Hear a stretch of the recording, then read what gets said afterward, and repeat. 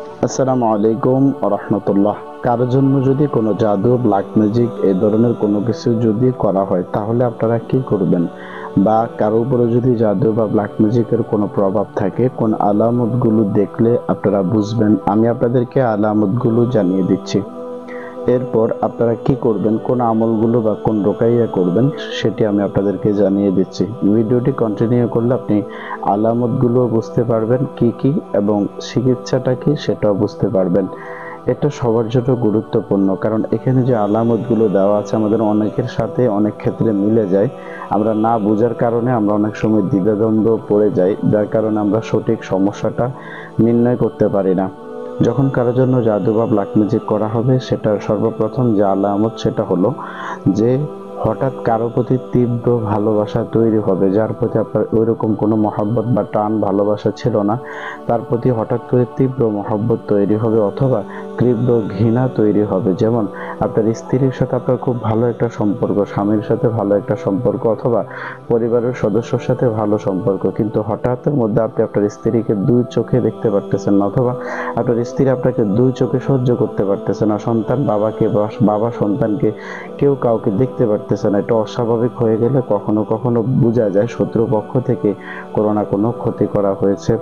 2 নম্বর হলো বিশেষ কোনো কারণ ছাড়াই জটিল ও কঠিন রোগে ভোগা। আপনি এত পরিমাণে রোগাগ্রস্ত হবেন, ডাক্তারের কাছে যাওয়ার পর ডাক্তার বলবো এরকম কোনো রোগ আপনার নাই, কিন্তু যখন আপনি নিজে নিজে যখন অ্যানালাইসিস করবেন তখন হবে যে মনে হবে যে আপনি অনেক রোগাগ্রস্ত, অনেক রোগ আপনার শরীরের মধ্যে, কিন্তু পরীক্ষার টেস্টের মধ্যে কোনো রোগ আসে না। এরপর 3 নম্বর হচ্ছে পরিবারের মধ্যে ঝগড়া ঝামেলা লেগেই থাকা। স্বামী স্ত্রীকে দেখতে পারে না, স্ত্রী স্বামীকে দেখতে পারে না, পরকীয়ায় লিপ্ত, অন্য নারীর বিভিন্ন সলা পরামর্শের কারণে নিজের সংসারে ঝগড়াঝাটি ঝামেলা তৈরি করে, অথবা পরিবারের মধ্যে সকল বিষয় নিয়ে ঝগড়াঝাটি ঝামেলা লেগেই থাকে। এগুলো যদি কন্টিনিউ হয় বুঝবেন এটা ব্ল্যাক ম্যাজিক থেকে হচ্ছে। খুব অল্প সময়ের মধ্যে দৃষ্টিভঙ্গি পরিবর্তন হওয়া, কিংবা দিনদারিতার মধ্যে ব্যাপক পরিবর্তন আসা। আপনার মনে এখন একটা চাইতেছে, কতক্ষণ পরে আপনি আরেকটা দেখতেছেন, অথবা আরেকটা চিন্তাধারা মাথায় আসলো, অথবা কতক্ষণ আপনার ভালো মনে হচ্ছে, কতক্ষণ আপনার কাছে অন্যরকম মনে হচ্ছে।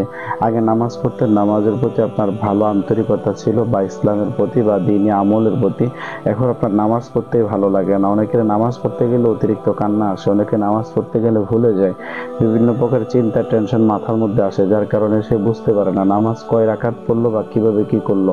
এগুলো কিন্তু সমস্যা হয় একমাত্র কারো উপরে ব্ল্যাক ম্যাজিক করা থাকলে। এরপর মানুষের সাথে অদ্ভুত আচরণ করা। আপনি কেন এই ধরনের আচরণ করতেছেন আপনি নিজেও জানেন না। কেউ আপনাকে ভালো কথা বললেও আপনি অতিরিক্ত রেগে যাচ্ছেন, এত পরিমাণে রেগে যাচ্ছেন যে আপনাকে থামানো যাচ্ছে না, এবং রেগে যাওয়ার কারণে এক পর্যায়ে বিভিন্ন প্রকার অ্যাক্সিডেন্টও ঘটে যায়। এরপর হচ্ছে সবসময় মানসিক অশান্তি থাকা, আপনার মন দিন এত খারাপ থাকে, বিশেষ করে বিকেল থেকে মধ্যরাত পর্যন্ত আপনার অতিরিক্ত কান্না পায়, মনে হচ্ছে আপনি চিৎকার করে যেন কান্না করেন, আপনি ডিপ্রেশনে চলে গিয়েছেন, আপনার মন এত খারাপ, এরকম সমস্যা তৈরি হয়। ব্যাক পেন হওয়া, অর্থাৎ কোমর তলপেট একসাথে ব্যথা করা, অথবা হাঁটুতে অতিরিক্ত ব্যথা করা, সিনা বা কাঁধ ঘাড় এগুলোতে অতিরিক্ত ব্যথা করা, ডাক্তার দেখিয়ে ফলাফল না পাওয়া, এটা কিন্তু ব্ল্যাক ম্যাজিকের লক্ষণ। এরপর হচ্ছে প্রায়শই অতিরিক্ত মাথা ব্যথা বা অর্ধ মাথা ব্যথা থাকা, মহিলাদের ক্ষেত্রে তার পিরিয়ড সহ পার্সোনাল সমস্যাগুলো অতিরিক্ত বেড়ে যাওয়া। এরপর হচ্ছে প্রতিদিন বা প্রতি বছর নির্দিষ্ট কোনো একটা সময় সে অসুস্থ থাকা, অথবা প্রত্যেক সপ্তাহে বা প্রত্যেক মাসে বা প্রত্যেক বছরে যে কোনো একটা সময় তার মেজাজ অন্যরকম খারাপ থাকা, অথবা ওই ব্যক্তি বড় ধরনের কোনো রোগে ভোগে প্রত্যেক বছরে এমনই হয়, এটা কিন্তু ব্ল্যাক ম্যাজিকের লক্ষণ। সপ্তাহের মধ্যে দেখতেছেন আপনাকে কেউ উঁচু জায়গা থেকে ফেলে দিচ্ছে, অথবা আপনার মনে হচ্ছে কেউ আপনাকে কিছু খাওয়াচ্ছে আর খেলে আপনি অসুস্থ হয়ে যাচ্ছেন, এইরকম সমস্যাগুলো হবে। পাশাপাশি জিনে ধরলে যে ধরনের আলামতগুলো আমরা প্রায় সময় দেখে থাকি, এই আলামতগুলো অনেক ক্ষেত্রে দেখা যায়। এগুলো হচ্ছে কারোর জন্য যদি ব্ল্যাক ম্যাজিক করা হয় সেটার আলামত বা লক্ষণ। এগুলো যদি থাকে আপনারা কি আমল করবেন? আমল করার জন্য আপনাদের নিয়ম পদ্ধতি হলো, আপনারা 5 ওয়াক্ত নামাজ অবশ্যই জামাতের সহিত পড়তে হবে। 2 নম্বর সেটা হলো আপনারা বড়ই পাতা নেবেন 60টা।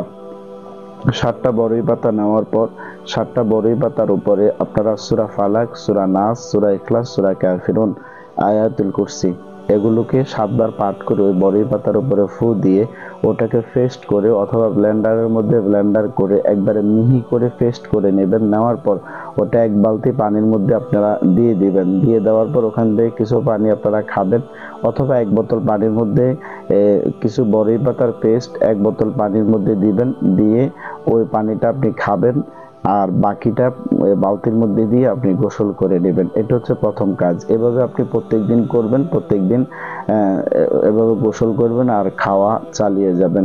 আর যদি এটার পাশাপাশি আরো একটা করতে পারেন, স্ক্রিনে যে আয়াতগুলো দেখতে পাচ্ছেন এই সবগুলো আয়াতকে 7 বার অথবা 11 বার করে পাঠ করে পানিতে ফু দিয়ে ওই পানি খাবেন এবং গোসল করবেন। এই দুইটা আমল আপনারা একসাথে করতে পারেন, আলাদা আলাদাও করতে পারেন। আশা করি আপনারা উপকৃত হবেন ইনশাআল্লাহ।